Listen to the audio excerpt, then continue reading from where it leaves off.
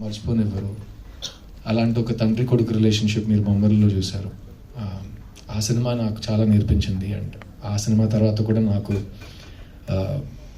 All over the world తండ్రి కొడుకులు వచ్చి నాతో చెప్పారు వాళ్ళు ఎలా రిసీవ్ చేస్తున్నారని. సో అలాంటి ఒక సినిమా తర్వాత మళ్ళీ ఒక తండ్రి కొడుకు రిలేషన్షిప్ని ఎక్స్ప్లోర్ చేయటం, అందులో ఇంత డైమెన్షన్స్తో ఒక రైటర్ మీకు ఒక సినిమా ఇస్తే నాకు అనిపించింది మీకు డెఫినెట్గా ఈ సినిమా తర్వాత అనిపిస్తుంది. మీకు వెళ్ళి మీ ఫ్యామిలీని అలా టైట్గా కౌగిలించి ఒక మూడ్ వస్తుంది.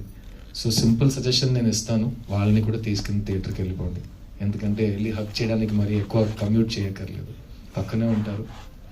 అండ్ నేను అరుణ్ శ్రీ అందరితో చెప్తాం, సొంతాలు మన చుట్టాలు కానీ మన రిలేటివ్స్ మన ఫ్యామిలీ మన అమ్మ నాన్న చెల్లి అక్క అన్న తమ్ముడు వీళ్ళందరూ మనతో ఉన్నప్పుడు వాళ్ళని ఎంజాయ్ చేసుకోవాలి. వాళ్ళని ఎంత ప్రేమిస్తున్నామో వాళ్ళకి తెలియాలి, వాళ్ళకి చెప్పాలి మనం. అలాంటి ఒక సాఫ్ట్ కవిత ఈ 3 పేజ్కి. శ్రీ గణేష్